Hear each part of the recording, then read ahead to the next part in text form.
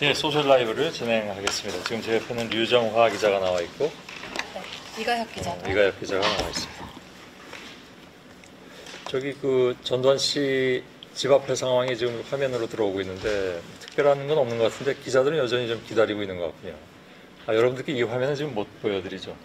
네, 네티즌 여러분들은 못 보실 것 같습니다. 예, 예. 중간에 병원은 왜 들렀을까요? 그렇게 큰 문제는 아닌 것으로. 아, 그래요? 예. 예. 좀 병명은 얘기 안 했대요. 그건 뭐 예, 개인의 예. 프라이버시니까. 예. 예. 아무튼 뭐 중대한 상황은 아니었다. 네, 네. 들 때와 날 때 이렇게 모습을 보니까 뭐 이렇게 중대한 상황 같진 또 않아 보이기도. 네, 시간상으로도 매우 짧았고 머물렀던 네. 시간이 한 30분? 네, 뭐 그 정도라서. 예, 예.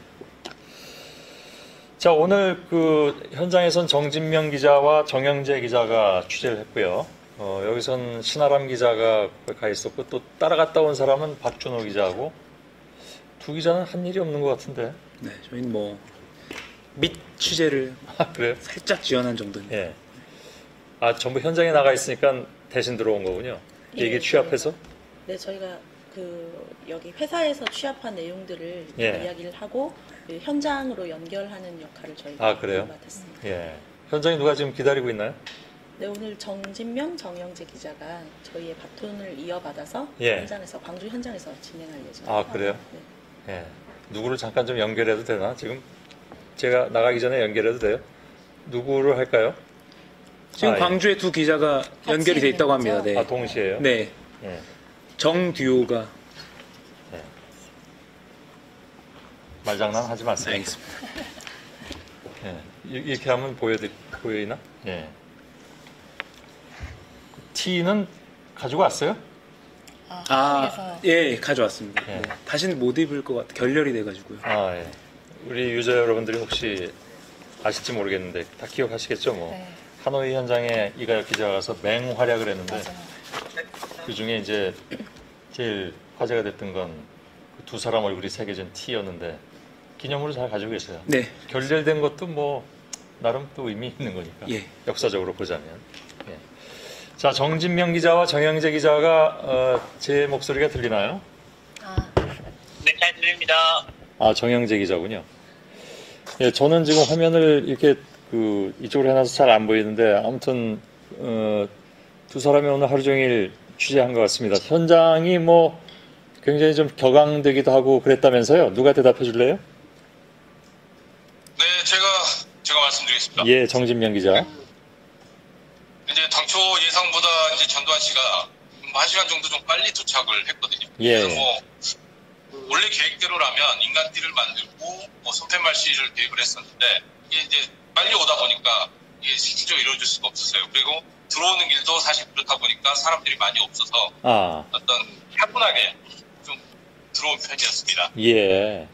그런데 이제 예, 미안합니다. 법정이 있는 그 건물에서 점심 식사를 했다면서요, 전두환 씨가? 네. 그러니까 당초 원래 식사를 모처에서 식사를 하고 온다고 했는데 이게 당초 좀 더 빨리 도착하다 보니까 법정동 내에서 식사를 한 것으로 지금 확인이 됐는데요. 예. 뭘 먹었는지 그까지 취재가 안 됐습니다. 예, 그건 뭐 알기가 어려울 테고. 식사비는 내셨나 모르겠네. 아예 답을 안 하는군요. 질문 같은 질문을 해야지 뭐 이런 생각을 하고 있는 것 같은데. 자체적으로 준비를 하지 않았을까. 예, 뭐 그랬겠죠. 예. 그 두 사람이 취재 역할이 좀 달랐습니까? 정영재 기자하고 정진명 기자하고?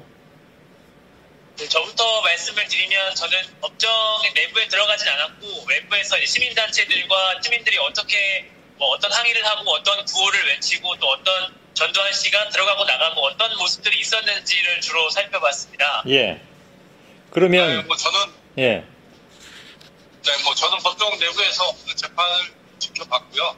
그리고 그 전에는 이제 주변 분위기라든가 이런 것들을 두루두루 취재를 했습니다. 그러면 좀 궁금한 게 있는데 왜 잘 안 들린다고 하면서 헤드셋을 전두환 씨가 쓴 다음에 좀 조는 것 같다라는 그런 그 보도가 있었단 말이죠. 그래서 제가 좀 그 어떤 게 맞습니까? 네, 제가 뭐 가가지고 직접 봤는데요. 예. 처음에 인정심인데 그냥 뭐 이름이나 뭐 생년월일, 뭐 이게 등록 주소지 뭐 이런 것들을 물어보잖아요. 예. 근데 이제 그때 이게 들리지가 않는다고 예를 들어서 이제 헤드셋을 이제 가져와서 듣고 나서 네 맞습니다. 뭐 이 정도 이제 전두환 씨가 대답을 했고요. 이제 재판이 진행되는 도중에는 이제 검찰의 이제 공소장 낭독이라든가 변호사의 구두 발언 이럴 때 이제 고개를 푹 숙이고 꾸벅꾸벅하는 모습, 또는 가끔 뭐 고개를 잠깐 들었다가 하는 모습, 그냥 보면 조는 그런 모습이었어요. 예. 네. 그래서 그 제가 좀 궁금했던 게 아니 그 본인 재판에 다른 데도 아니고 광주 가서 지금 재판을 받는데 좋을 수가 있을까? 그건 저 사람이 그만큼 뭐 담대하다는 얘기인가? 뭐 그런 의문이 좀 들어서 그래서 이제 지금 정진명 기자가 재판장 안에 들어가 있었다고 하니까 이제 확인차 질문한 건데 실제로 보기에는 그렇게 보일 수 있었다. 뭐 본인만이 아는 거겠지만. 아니 목이 뭐 거의 아래로 꺾인 상태다 보니까 존다는 생각이 들 수밖에 없었어요. 예. 그리고 또 다른 뭐 이렇게 눈에 띌 만한 그런 상황이 없었습니까? 법정 내에서? 뭐 법정 내에서 보면 오늘 유난히 좀 법정 경위들이 좀 많았거든요. 예. 그러니까 평상시 법정 내용을 보면 한 서너 명 정도가 있었다고 하면 오늘은 10여 명이 10명이 넘는 법정 경위들이 있었고요. 예. 방청석과 그 전두환 씨가 앉아있는 피고인석 그 사이에 법정 경위 4명이 뭐 기둥처럼 이렇게 딱 서 있고 예. 이 우산도 오늘 비치가 됐었거든요. 그러니까 사전에 이렇게 보안검사 이렇게 통과하면서 여러 가지 검사를 했을 텐데 혹시라도 투척물에 대한 우려 때문인지 이 우산을 각 법정 경위들이 가지고 있었습니다. 우산을. 예.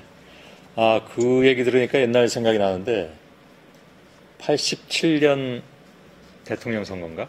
87년 맞아요? 네, 지금 헷갈리는데 87년 맞을 거예요, 그죠? 그때 노태우 후보가 그 이제 6.29 선언 이후에 선거 있을 때죠.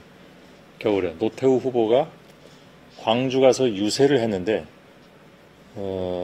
그때 뭐라고 그러면서 갔냐면 대통령 후보 이 나라의 대통령 되겠다는 사람이 대한민국에 못 갈 곳이 있어서야 되겠느냐 뭐 그러면서 아무튼 갔어요. 갔는데 유세가 시작되자마자 그때는 뭐 요즘은 뭐 토론하고 이런 걸로 선거운동하지만 그때는 그야말로 대단히 군중들 앞에서 유세할 때잖아요. 많을 때 뭐 수십만 명 모이기도 하고. 그래서 노태우 후보가 그때 가가지고 유세 연설을 시작하는데 밑에서 막 날라오기 시작했어요. 그래서 그때는 우산이 아니라 그 왜 경찰들이 쓰는 방패 있잖아요. 투명한 거. 그걸로 경호원들이 쫙 에어싸듯 마치 무슨 그 옛날 영화의 그 300 같은 영화에 나오는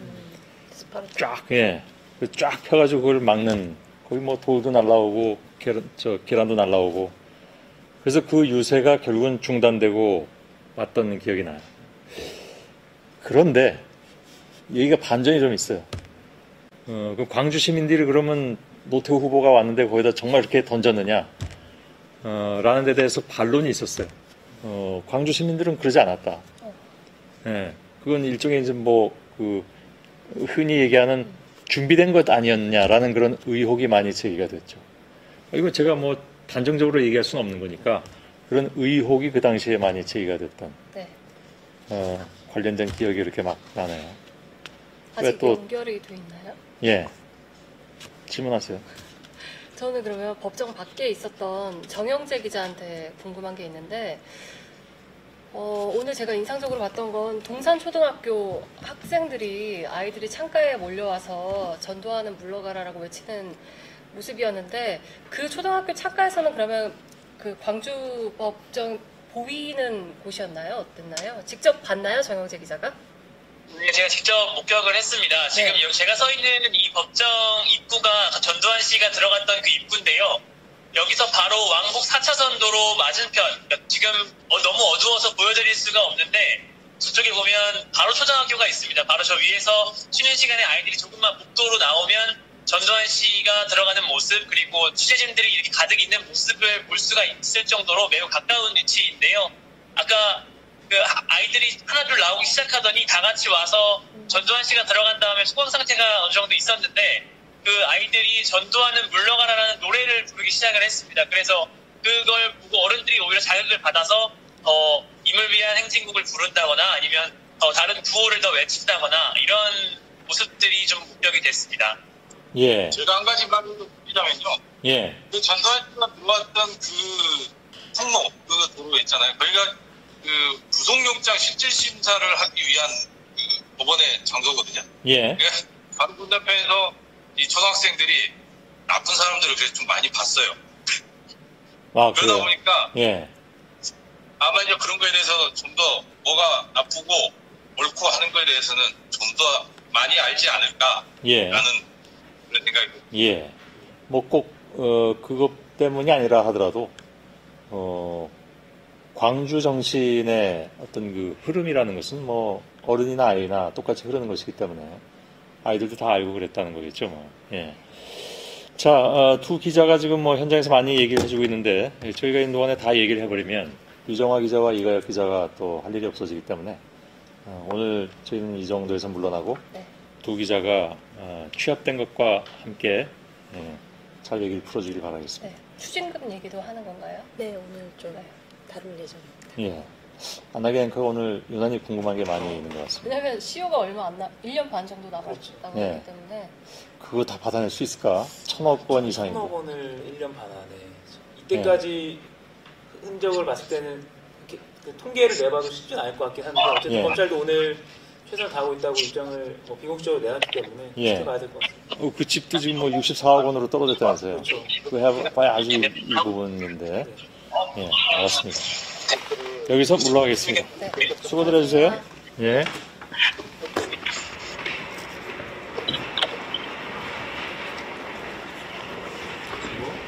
네, 광주 이따가 저희가 MNG로 다시 연결을 할 거라서 네. 그래서 일단은 저희 서울 스튜디오에서 먼저 상황을 전해드리고 다시 광주 법원 앞 이 두 기자분들을 연결해서 그대로 또 보여드리도록 하겠습니다. 일단 시간이 많이 지났기 때문에 저희 소개를 간단히 하고 저는 사회부 법조팀의 이가혁 기자입니다. 네, 저는 사회부 기동팀의 류정화 기자입니다. 네. 일단 오늘 재판이 왜 열렸는가부터를 먼저 좀 말씀드려야 될 거예요. 그러니까 오늘 재판이 뭐 예전에 뭐 12.12 아니면 뭐 이런 거 관련이냐 뭐 이렇게 헷갈리시는 분들이 간혹 있어서 오늘 재판은 정확히 사자 명예훼손 재판입니다. 그러니까 돌아가신 분의 명예를 훼손했다. 근데 그 돌아가신 분의 명예 누구냐? 조비오 신부라는 그 분인데 이분이 이제 예전에 5.18 민주화운동 당시 현장에도 계셨고 그다음에 나중에 기념재단의 그 이사장도 하셨고 또 89년에 청문회에 나가서 헬기 사격 그런 증언도 해주시고 이런 분인데 이분을 전두환 씨가 회고록에 언급을 하면서 뭐 성직자가 아니다, 거짓말쟁이다, 가면을 쓴 사탄이다 뭐 이런 말을 했기 때문에 그 조카가 조비오 신부님의 조카 유족들이 이제 명예훼손한 거 아니냐라고 해서 고소를 했습니다. 광주지검으로. 그래서 재판이 이어지게 된 겁니다. 3번 만에 출석을 했단 말이죠. 계속 미루다가 그건 왜 그렇게 된 거죠? 네, 그렇습니다. 사실 그 조비오 신부의 조카가 이제 고소를 한 것은 작년 5월이었습니다. 그런데 이제 그리고 지난해 8월 27일 날 이제 처음에 와달라고 재판부에서 이야기를 했는데 그때 당시에 부인인 이순자 여사가 알츠하이머를 앓고 있어서 갈 수가 없다. 오늘 여러 차례 아마 방송에서 나와서 아마 유저분들도 많이 알고 계실 것 같은데요. 그래서 뭐 이제 재판에 출석할 수가 없다는 뜻을 밝혔고 그 이후에 올해 1월 7일에 다시 불렀더니 그때는 독감과 고열로 올 수가 없다. 이렇게 이야기를 했습니다. 근데 그 1월 7일이 있는지 한 열흘 후에 그러니까 재판이 있기 한 2차 그 기일이 있기 한 달쯤 전에 전두환 씨와 이순자 씨가 골프를 쳤다는 그렇죠. 이야기가 나오면서 그러면은 스코어도 정확하게 계산하고 또 18홀을 7, 8km 정도 되는 그런 거리를 다 돌고 그러면 건강에 문제가 없는 거 아니냐 이런 의혹들이 이제 불거져 나오면서 3차 오늘로 결정됐던 그 3차 기일을 앞두고서는 이제 강제 구인 영장을 발부를 했죠. 그래서 전두환 씨가 이제 7일날 자진 출석하겠다는 걸 밝혔고, 그래서 이제 사람들의 많은 관심이 거기에 쏠려 있었던 것 같아요. 네. 전두환 씨가 건강하냐 아니냐. 근데 맨 처음에 이제 그 전두환 씨가 그 문을 열고 나왔을 때 아주 뭐 예를 들면은 많이 아픈 이제 재벌 이제 그런 분들 네. 이제 그런 분들은 뭐 이제 휠체어를 타고 온다거나 흔한 공식 뭐, 예, 영화에도 많이 패러디가 되죠. 예, 예. 네. 뭐 부축을 하고 온다거나 이런 것들을 좀 생각을 했는데 이순자 씨가 또 동행한다고 하고 그러니까 그런데 혼자 이제 뚜벅뚜벅 걸어와서 짧은 거리긴 하지만 뚜벅뚜벅 걸어와서 혼자 차를 타는 모습을 좀 보였고요. 네. 또 휴게소에서 잠깐 이제 내렸다가 기자들이 막 몰려드니까 이렇게 둘러보면서 뭔가 상황 파악을 한 후에 다시 좀 들어가는 그런 모습도 맞아요. 보이기도 했습니다. 근데 법원에 들어갈 때 이제 오늘 거의 그 직접적으로 우리가 육성으로 들은 것은 이 한마디였는데 법원에 들어가면서 이거 왜 이래? 저희가 듣기로는 왜 이래? 라고 네. 말을 한 건데 기자들이 그렇게 뭐 질문을 하니까 왜 이래? 라고 이야기를 한 겁니다. 근데 이걸 보고 저희 이제 그 취재하는 기자들 사이에서도 의견 좀 갈렸어요. 네. 이게 당당하게 좀 이렇게 좀 뭐라 그러지? 항의를 기자들에게 항의를 하거나 이거 왜 예전 같이 이렇게 뭐 항의를 하는 아니면 뭐 하대하는 그런 뉘앙스였냐? 네, 그렇죠. 아니면 약간 아픈 사람이 좀 네. 어눌하게 한 말투였냐? 약간의 의견 차이가 있긴 있었어요. 네, 그래서 사람 보시는 저희들도 그렇고 이제 보시는 분들도 이거를 가지고 이게 정말 많이 아픈 건가 아니면은 그냥 아프다는 것은 어느 정도로 우리가 좀 생각을 해야 되느냐 이런 생각들을 많이 하셨는데 아직 좀 뭐 저희 진단이 없는 걸로 봐서 예, 아직은 뭐 알 수는 없는 상태인 것 같습니다. 네.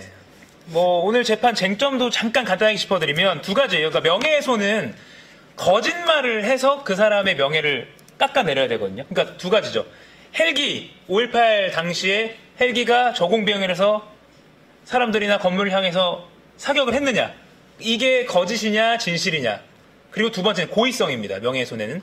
그러니까 이게 진실이라면, 헬기 사격이 있었다면 전두환 씨가 있었다는 걸 알면서도 없었다는 식으로 말을 하고 거기서 더 나아가서 조비오 신부님을 이렇게 뭐 거짓말쟁이다 뭐 이런 식으로 명예를 훼손했느냐, 이 두 가지인데, 그렇기 때문에 아까 말씀하신 대로 이 재판이 주목받는 것이 결국 재판부가 그러면 아까 첫 번째 말씀드린 그 조건, 그러니까 헬기 사격이 있었느냐 없었느냐를 판단을 하게 된다는 거죠.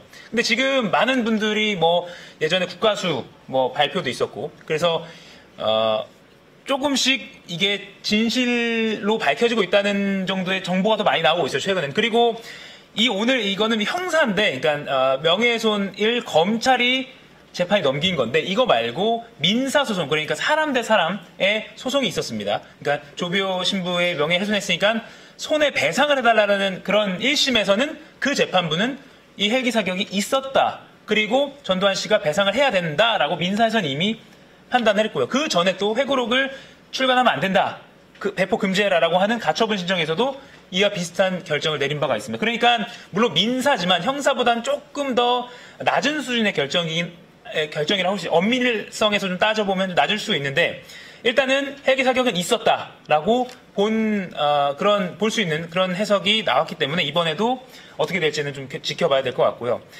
쟁점은 그래서 갈리는 게 이겁니다. 오늘 그 전 씨 변호인 측도 법정에서 이렇게 말했습니다. 헬기 사격설이 증명이 완전히 된 게 아니다. 그리고 이게 공론화라는 게, 토론이라는 게 다양한 의견이 있는 건데 아직 누가 딱 하나로 정해준 게 아닌데 어떻게 이게 헬기 사격이 있었다, 그러니까 전두환 씨가 거짓을 말한 거고 그래서 명예훼손이 성립한다라고 이렇게 검찰 측에서 주장하느냐, 조비오 신부 측에서는 이렇게 주장하느냐라고 전 씨의 변호인이 이렇게 오늘 항변을 했고요. 검찰 측은 조비오 신부 측에서 애초에 고소장을 제출했던 그 취지대로 아니다, 이거 전일빌딩의 그 총탄 자국, 국가수가 뭐라고 했냐, 헬기가 사격한 거로 판단 내린 거 아니냐, 그리고 그 판단이 나온 뒤에 3개월 뒤에 책 낸 거 아니냐. 그럼 이렇게 막 기사도 많이 나오고 전일빌딩의 그 흔적이 다 헬기 사격한 거 아니냐라고 나왔는데도 불구하고 책을 낸 거는 명백한 사자 명예훼손이 성립할 수 있다. 그러니까 처벌받아야 된다 이렇게 주장을 했거든요. 이렇게 오늘 팽팽히 맞섰는데 이것도 조금 더 지켜보면 될 것 같습니다. 오늘 또 왜 광주지법에서 진행했느냐라는 궁금증도 있어요. 서울에서 하면 되는 거 아니냐? 전두환 씨 연희동 살지 않냐? 이거는 광주지검으로 일단 조비오 신부 측 유족분들께서 고소장을 제출한 것도 있고요. 물론 전두환 씨는 계속해서 서울에서 좀 하자. 왜 광주가 부담됐겠죠, 아무래도. 서울에서 하자고 했지만 재판부에서 판단 내린 게 재판의 공평을 유지하기 어려운 객관적인 상황이 존재한다고 보기 어렵다. 그러니까 광주에서 해도 재판의 공정함은 유지될 수 있다. 광주에서 하자. 그런데 오늘 법정에서도 전 씨 변호인 측은 그래도 서울로 관할을 좀 이전해달라라고 일단은 신청을 했어요. 근데 재판부는 일단은 계속 진행을 하면서 판단해보자라고 밝힌 상태입니다. 네. 네, 그래서 이제 아침에 그 모인 사람들을 보면 전두환 씨의 지지자들이 오늘 아침 뉴스에도 출연해서 특보도 출연해서 네, 많이 고생을 했는데 류정화 기자가 네. 아침에 지지자들이 있었어요. 그러니까 저는 전두환 씨의 반대 항의하는 사람들이 모여 있을 줄 알았는데 지지자들이 있었단 말이죠. 네, 그 전두환 씨를 지지하는 사람들이 있었고 이 사람들은 이제 광주에 가지 말라는 이야기를 많이 주장을 했습니다. 그래서 주로 외친 구호가 광주 재판은 인민 재판이다.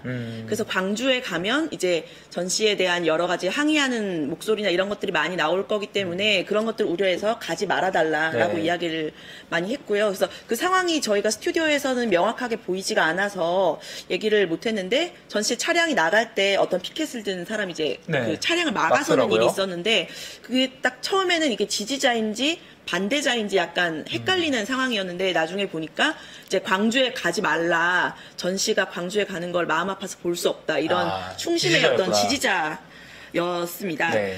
네, 그래서 그런 지지자들은 이제 이번에 검찰 수사 역시 정치적이다라고 이야기를 했는데요. 이 얘기가 오늘 이제 전두환 씨가 이제 문에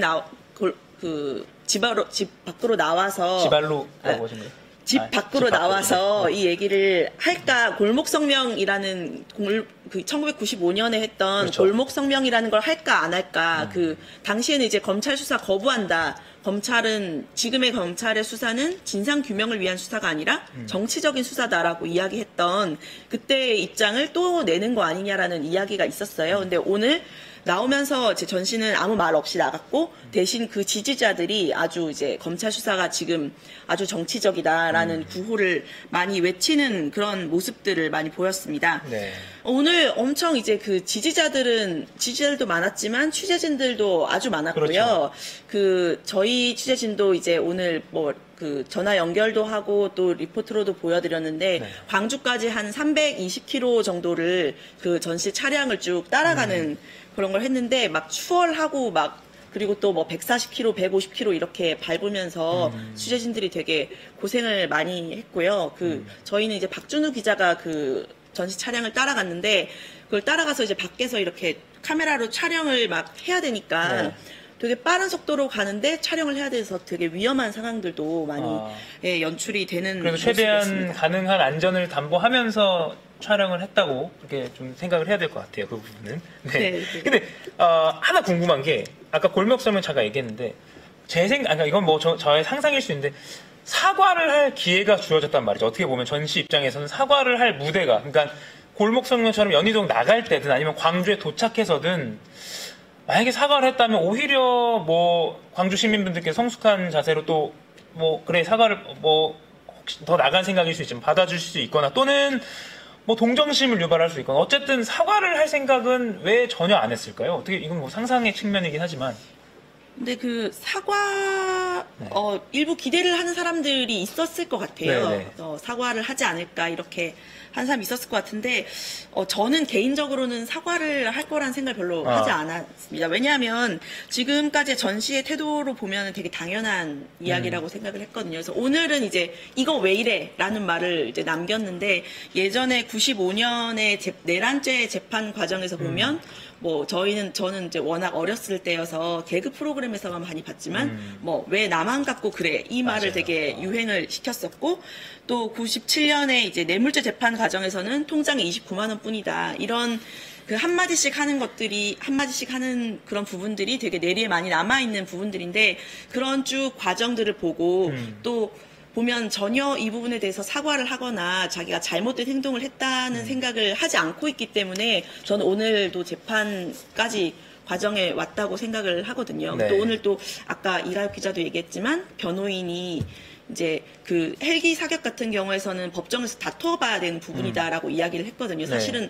뭐 법정에서 이미 뭐 민사 판결이나 또 국과수의 판결이나 이런 것들이 다 났음에도 불구하고 그래서 저는 좀 사과를 하지 않는 것이 전 씨의 그런 일련의 그 과정으로 보면 좀 자연스러운 일인 것 같기는 그러네. 한데 아까 제가 앞서 오늘 사과할 기회가 있었다고 말씀드렸지만 사실은 그 전에 엄청나게 기회가 많았는데 안 한 걸 보면 제가 좀 약간 좀 순진하게 예측한 것 같기도 한데. 그런데 그 광주 시민들은 오늘 되게 많이 기대를 했다고 하더라고요. 왜냐하면 광주에 그 퇴임 이후에 온 것이 처음이고 또 5.18과 관련한 재판을 받으러 광주에 온 것은 처음이기 때문에 오늘 좀 사과를 해주면 그래도 좀 마음이 풀리지 않을까 이런 걸 좀 기대를 했던 것 같은데 결과적으로 그렇지가 않아서 좀 안타까움이 많이 있는 것 같습니다. 인상 깊은 게 뭐 광주 시민분들께서 항의를 하거나 이런 것보다는 인간 띠를 만들어서 이렇게 딱 좀 성숙한 모습 보여주자라고 다짐을 했던 게 좀 저도 인상 깊은데 말씀하신 대로 만약에 사과를 했다면 그마저도 품어줄 수 있지 않았을까 그런 생각까지 좀 하게 되네요. 추징금 이야기 마지막으로 잠깐만 좀 하고 가겠습니다. 이게 이 신문 혹시 뭐 이때 소식 기억이 나시는 분들도 있을 것 같아요. 96년 8월 27일 신문입니다. 일면입니다. 그러니까 8월 26일 그 전날에 있었던 소식을 전한 건데 전 씨가 사형 1심에서 이건 이제 그죠 군사 반란 이런 혐의 등으로 그러니까 내란의 수괴로 지목이 돼서 전두환 씨가 사형을 선고받았고 이때 추징금도 같이 됐습니다. 그런데 이제 12월달 같은 해 96년 12월에 항소심이 열렸는데 무기징역으로 감형이 됩니다. 전 씨가. 그리고 추징금도 조금 깎여서 2,205억 원이 됩니다. 전두환 씨의 추징금이 2,205억 원. 그러니까 추징금이란 거는 범죄로 얻은 뭐 이득이나 이런 거를 그대로 이제 몰수해 가는 거잖아요. 자, 2,205억 원이고 그다음 12월에서 이제 해가 바뀌어서 4월 달에 마지막으로 상고심, 그러니까 대법원에서 확정이 되는 게 그대로 무기징역이고 2,205억 원 그대로 확정이 됩니다. 그러니까 2심에서 고법에서 나온 게 확정이 됐는데 2,205억 원은 그러니까 국가가 가져가야 돼요. 전 씨의 재산에서. 그런데 아까 강보들 기자 리포트도 뉴스룸에서 나왔지만 절반 정도의 환수율을 보이고 있습니다. 1,175억 원만 지금 환수를 했고 1,030억 원이 남았어요. 이걸 어떻게 가져가야 되냐. 그 중에 아까 손 앵커도 말씀했지만 이제 뭐 연희동 자택, 집도 한 60억 원 정도로 많이 내려왔는데 계속 공매가 불찰이다 보니까 이것도 가져가야 되고 또 뭐 다른 게 없는지 검찰에서도 확인을 해서 지금 뭐 어느 땅이 있는지 뭐 친척이 땅이 있는지를 확인해야 되는데 열심히 좀 하고 있다고는 하는데 계속해서 가족들이 이거는 가져가면 안 된 재산이에요라고 또 법원에 소송을 제기하고 이러다 보니까 검찰도 애를 먹고 있다고 하더라고요. 이게 시효 안에 걷어질 수 있을지 1,000억 원이란 큰 돈이 이것도 좀 국민 여러분들께서도 많이 지켜봐 주셔야 될 것 같아요. 계속해서 좀 여론이 또 많이 힘을 내줘야 검찰에서도 힘을 낼 거고 전두환 씨 측 가족들도 좀 더 뭐 내놓을 재산이 있으면 뭐 솔직하게 털어낼 수도 있는 것이고요. 그러니까 조금 무관심 속에 우리가 전두환 씨를 오히려 도와주는 효과를 내는 거기 때문에 더 좀 여론도 이 추징금 환수에도 좀 관심을 가져야 될 거라는 생각이 듭니다. 네. 댓글을 좀 읽어드려야 되죠. 간단하게 지금 뭐 우리 그 인서트 컷 없이 2개만 읽기로 하죠. 우리 류정아 기자 먼저 하나 골라서 답변을 해주실까요? 네,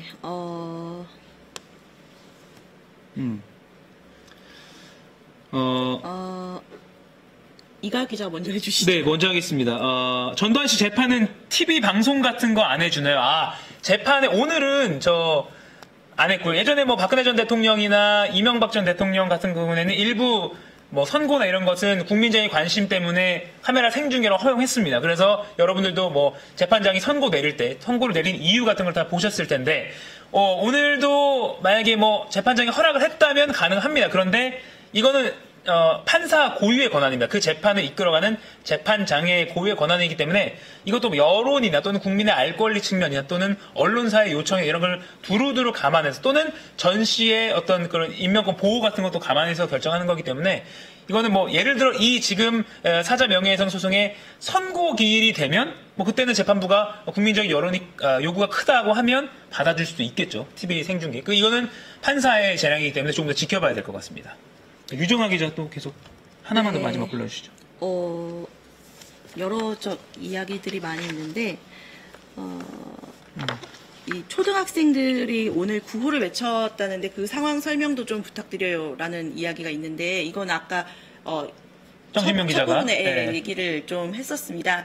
그래서 그 부분이 되게 인상 깊었다는 분들이 되게 많은 것 같아요. 그래서 그 장면이 이제 광주지법과 마주보고 있는 바로 그 학교에서 학생들이 이제 쉬는 시간에 나와가지고 그런 구호를 외쳤다고 하고, 그거를 지켜보는 광주 시민들도 아이고 잘한다 막 이러면서 뿌듯하게. 우리나라 미래가 밝다 이렇게 이야기를 많이 하면서 이렇게 좀 잠깐 즐거운 그런 분위기로 예, 그런 재판장 주변 풍경이 그렇게 네. 됐다고 이야기를 합니다. 아까 이런 장면 있잖아요. 그 사형과 22년 선고됐을 때 두 전직 대통령.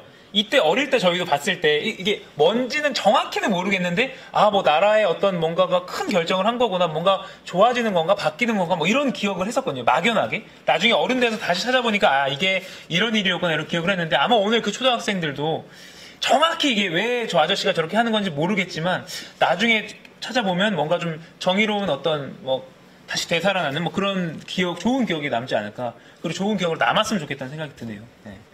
지금 광주지법에서 계속 아까 두 기자 기다리고 있는데, 오늘 아침부터 계속해서 광주지방법원 앞을 취재한 전두환 씨가 도착하는 것을 정진명 기자와 또 대전에서 원래 있는데 광주로 내려와서 지원 사격을 하고 있는 이 정영재 기자, 두 기자를 불러보도록 하겠습니다. 저희는 여기서 인사드리겠습니다. 시청자 여러분 고맙습니다. 계속 지켜봐 주십시오.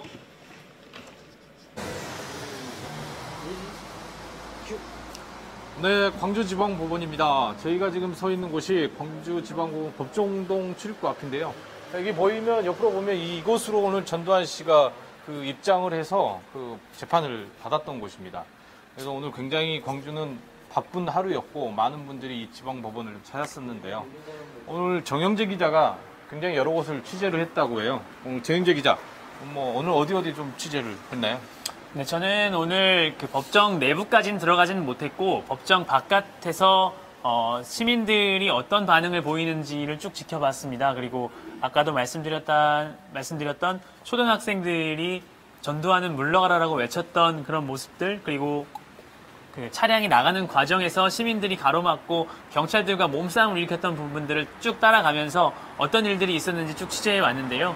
그런 부분들은 조금 이따가 말씀드리고, 오늘 정진명 선배가 법정 내부에 들어가서 그런 전체적인 분위기를 좀, 전두환 씨의 표정이라든지 이런 부분들을 많이 봤기 때문에 그런 부분의 이야기를 조금 들어봤으면 합니다. 네. 앞서 좀 얘기가 됐던 부분이긴 한데, 이제 제가 이제 법정을 오늘 재판을 들어가서 여러 가지 지켜봤어요. 이제 전두환 씨 같은 경우 이제 법정에 출석을 해서 피고인석에 나란히 이제 이순자 씨와 같이 부인인 이순자 씨가 나란히 앉아서 이제 있었는데, 처음에 굉장히 담담한 그 표정이었고요. 그 재판장이 그 전두환 씨를 처음에 불렀을 때 이 두 손을 앞으로 이 공손히 모으고 이렇게 이제 대답을 하다가 이제 조금 지나면 이제 선을 풀어서 이렇게 있었던 그런 모습들. 그리고 이제 그 재판이 진행되는 도중에 고개를 푹 숙이고 있는 모습들이 자주 보였거든요. 저게 지금 생각을 하는 건가, 조는 건가 생각을 해봤었는데, 계속해서 지켜보다 보니까 이게 조는 모습이더라고요, 이게. 그래서 굉장히 여기 재판을 받으러 와서 조는구나, 어떻게 저럴 수가 있지, 이런 생각도 좀 많이 들었어요. 그리고 이제 이순자 씨가 오늘 쭉 별 말은 없었는데 마지막에 이제 등장을 하게 됩니다. 이제 재판 막바지에 재판부에 드리는 글이라는 이 편지 형식의 한 4-5페이지 정도 되는 것 같더라고요. 그거를 이제 재판장에게 전달을 하고 일종의 탄원서로 보이는 것 같은데 전달을 하면서 이제 그 재판은 이제 끝이 났습니다. 일단 저도 아까 존다는 이야기를 해서 생각이 났는데, 방청객으로 있던 그 방청객 중에 한 명도 나와서 전두환 씨 어땠냐라고 물어봤더니 졸던데요라는 말을 한마디 하더라고요. 그래서 결국에는 모든 사람들이 그렇게 보지 않았나 이런 생각이 듭니다. 제가 봤을 때도. 근데 선배 광주에서 태어나셔서 5.18을 직접 겪으셨다고 들었는데 맞으신가요? 제가 광주에서 태어난 건 아니고, 그리고 이제 5.18을 겪었다 이렇게 얘기를 하니까 이걸 말하게 되면 내 나이도 좀 좀 공개가 되고 이게 화석이다 뭐 이런 얘기도 있고. 좀, 예, 뭐 별로 마음이 좋지는 않은데 제가 이제 7살 때 광주에 있었는데 그때 이제 5.18을 직접 뭐 겪었다기보다는 봤죠. 여러 가지 것들을 많이 봤었는데 뭐 헬기가 뭐 날아다니는 모습이라든가 뭐그 계엄군 이제 군인들이 탱크를 몰고 이게 들어오는 모습이라든가 또 군인들이 군용 트럭을 타고 지나가는 모습이라든가 또 이제 시민군이라든가 시민들의 어떤 그런 시위 모습들 그리고 그 함께 전부 다 나눠 먹고 하는 모습들이 그냥 뭐 우리가 구전으로만 뭐 이게 들었던 모습도 많이 있을 텐데 저는 그런 걸 직접 봤거든요. 그러니까 사람들이 서로 모여가지고 어떤 그 대로변 같은 데서 이게 뭔가를 나눠 먹고 그냥 과일. 제가 기억에는 딸기 같은 거 그때 딸기가 나올 때였는가 딸기를 그렇게 같이 나눠 먹기도 하고 뭐 밥도 나눠 먹기도 하고 이런 모습도 많이 봤어요. 이거 제가 어렸을 때는 뒷산이 야산이 조그마한 야산이 있었는데 뭐 이렇게 얘기하면 뭐 광주가 뭐 시골 같다 뭐 이렇게 생각할 수도 있지만 어느 도시든 야산은 하나씩은 있잖아요. 그래서 그 야산에 보면 이 바위 같은 걸 보면 이게 총탄 자국들이 있었어요. 그래서 제가 어렸을 때 그 총알을 주스러 다니는 게 좀 철없긴 한데 좀 못 모르던 아이였으니까 그랬던 기억도 있고 그러니까 비교적 전 이런저런 좀 기억들이 조금 남아있고 한 가지 더 중요한 기억이 있는데요. 제가 이제 5.18이 아마 그때가 그 끝날 때쯤이었을 거예요. 제가 이제 마무리 한 5월 26일 그쯤이었을 텐데 이제 광주를 떠나서 이제 이 시 외곽 지역으로 그러니까 그 대피 이제 피난이라 해야 되나?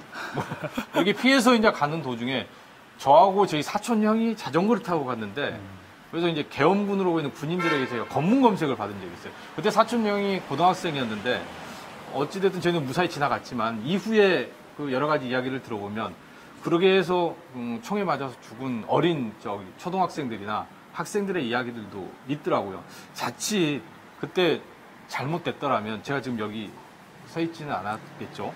근데 뭐 지금은 이렇게 그때는 5.18을 지켜봤던 목격자였지만 지금은 뭐 어떻게 기자로서 5.18을 취재하는 사람이 되다 보니까 이게 감회가 좀 남다르다고나 할까 여러 가지가 좀 다르게 보이는 그런 것들은 좀 많이 있죠.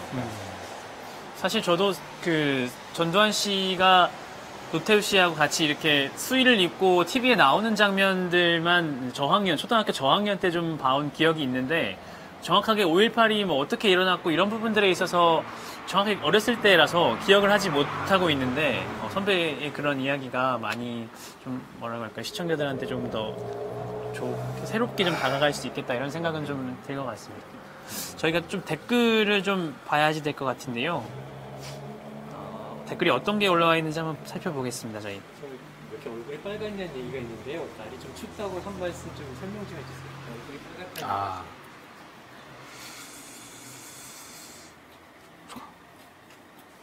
지금 얼굴이 빨갛다라는 뭐 얘기가 있는데 사실 지금 오늘 광주에 좀 비가 좀 내리고 이게 생각보다 좀 춥습니다. 저희가 이제 뭐 어디 실내에 들어가 있지는 못하는 상황이다 보니까 제가 아침에 5시에 새벽에 5시에 나왔는데 지금까지 계속 있다 보니까 밖에만 좀 있다 보니까 좀 그 춥고 뭐 이러다 보니까 얼굴이 좀 부끄러워서 그런 건 아니고요. 춥다 보니까 좀 빨갛게 된 것 같습니다. 저도 질문을 하나 볼 텐데 페이스북 이정화 님이 올려주신 건데 초등학생들은 어떤 생각으로 그런 발언들과 노래를 불렀다고 하나요? 라는 질문이 올라왔는데요. 제가 여기서 봤을 때는 약간 전두환은 물러가라 이런 음에 익숙한 리듬의 노래였는데 이게 어른들한테 물어보니까 옛날에도 많이 불렀던 노래라고 하더라고요. 어른들이. 그래서 여기 오히려 소강 상태였던 이 법정동이 아이들이 그렇게 부름으로써 오히려 더 어른들이 더 이제 구호를 외치고 이런 분위기로 더 이어갈 수 있었던 것 같고 오히려 그 아이들을 보면서 어른들이 눈시울을 붉히고 그리고 어른들이 다음 세대에는 희망이 있구나 뭐 아이들이 이런 걸 인지하고 있구나 이런 생각을 많이 했다고 하더라고요. 그리고 제가 혹시 궁금해서 초등학생들은 어떻게 전두환 씨를 압니까? 2012년생, 뭐 2000년도 후반에 태어난 아이들인데 그랬더니 여기 광주에 있는 시민들은 전두환이란 이름 자체가 악명 높게 구전으로 이어진다 뭐 이런 우스갯소리의 말도 하시더라고요. 예. 네, 저는 이제 유튜브에 지선정님이신가요? 저하고 같은 정씨인데. 저도 정씨. 여기 정영재 기자도 정씨입니다. 전두환 씨가 광주에 와서 재판 받는 걸 보고 어떤 기분이 들으셨나요? 감회가 다를 것 같아서요. 감회가 다르다기보다는 뭐 계속 광주에서 오랫동안 지냈고 광주에서 취재도 하고 광주에서 잘하고 뭐 이렇게 하다 보니까 뭐 이런 일이 그러니까 뭐 이런 명예훼손 그러니까 고 조비오 신부의 명예훼손 때문에 광주에 재판을 받을 일 헬기 사격이 있었냐 없었냐 그걸 두고 이렇게 한다는 논쟁 자체가 사실은 굉장히 좀 어처구니가 없죠. 어처구니가 없는 상황이다 보니까 왜 이런 것들이 다시 반복해서 이미 밝혀지고 규명이 되고 했던 부분들 이런 부분들마저도 다시 이게 되새겨서 이렇게 문제를 일으키는지 사실 개인적으로나 뭐 기자로서나 의문인 점들이 굉장히 많습니다. 그러다 보니까 오늘 재판 전두환 씨를 저는 오늘 처음 봤는데 보면서도 굉장히 마음이 뭐 무겁더라고요. 왜 그런 것들을 통해서 이렇게 다시 문제를 일으키는 건지 뭐 재판이 어차피 잘못한 게 있다면 거기에 맞는 처벌을 받고 뭐 잘못한 게 없다면은 뭐 없게 되는 거겠죠. 근데 앞으로 재판이라든가 이런 것들을 꾸준히 지켜봐야 되겠지만 그동안 뭐 우리가 조사하고 밝혀졌던 부분들에 대해서는 충분히 좀 기억하고 그 부분을 잊지 않았으면 좋겠다라는 생각이 듭니다. 이상 여기서 마치도록 하겠습니다. 네. 시청해주셔서 감사합니다. 예, 오늘 이렇게 지켜봐 주셔서 감사하고요. 저희가 이제 처음 하다 보니까 좀 어색하거나 좀 그럴 수도 있는데, 뭐, 앞으로 더 할지 어쩔지 모르겠지만, 앞으로도 잘 지켜봐 주셨으면 좋겠습니다. 화이팅! 고맙습니다. 감사합니다.